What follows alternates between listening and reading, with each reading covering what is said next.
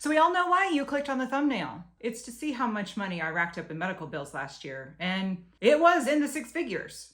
To keep me alive and functional last year, I racked up $292,000 in medical bills. So I do have medical insurance, so let's figure out how much I paid after that kicked in. So I have a PPO plan. That means that my insurance company contracts with a ton of different physicians, hospitals, imaging centers. And if I use my insurance's in-network providers, I get a discount on the services that those providers give me via the contract that they have with my insurance company. So let's see, looking at my computer.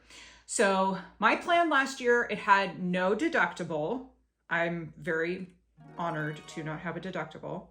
It had a 10% coinsurance on medical services until I met my out-of-pocket maximum of $4,500. Prescription drug benefits are slightly different. They have 4 different tiers of medications, anywhere from $0 to $250 per medication per month is what I could potentially pay.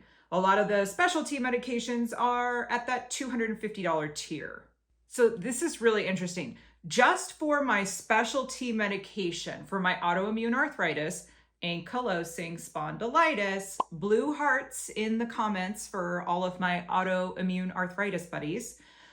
So just for that medication alone, my insurance company paid the specialty pharmacy $120,000. I'm gonna say that one more time. $120,000 for one medication that I take for my multiple chronic illnesses. If I had absolutely no insurance, that would be $320 a day for one medication. It's really shocking to me that they can charge that much for that one medication, considering it's a medication that's been around for 20 years. It's unbelievable. It's baffling. That's another video. So I'm lucky to have health insurance.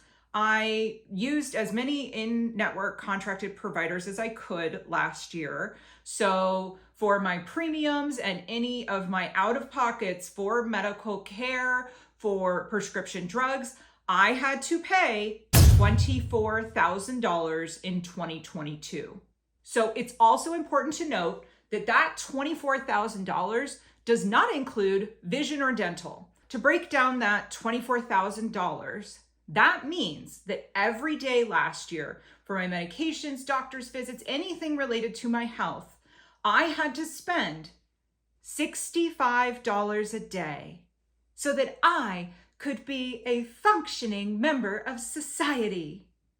Go America!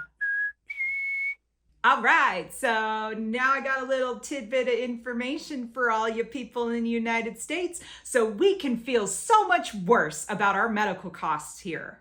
According to the Centers for Medicare and Medicaid Services National Health Expenditure data, in 2021, U.S. healthcare spending reached $4.3 trillion, or $12,914 per person. So look, I understand that not all of you are actually spending that amount of money on medical care. I mean, clearly some of us are because hello, $24,000 here, fun. And I have medical insurance. I don't have a high deductible plan. Clearly, I have no deductible. So I'm very lucky, but I want to put that in contrast to the European Union. So the European Union, on average, in 2020, spent $3,050 per person. And it's important to note that the EU has double the population of the United States. We definitely need to work on lowering our medical costs here in the United States, but that is like a whole other video. So I thought it might be interesting for some of you to learn what I spent on medical care last year. Am I 6 months late? Yes. Does it matter? No. You clicked on the video because you were wondering how much money I spent. And I spent a lot of money. If this video was interesting, please consider sharing it. perhaps with your elected representatives, and subscribe. We talk about content regarding healthcare, medicine, just like living daily life with chronic illness and disability. And if you liked this video, you might like this one next. Thanks so much. I'll see you next time.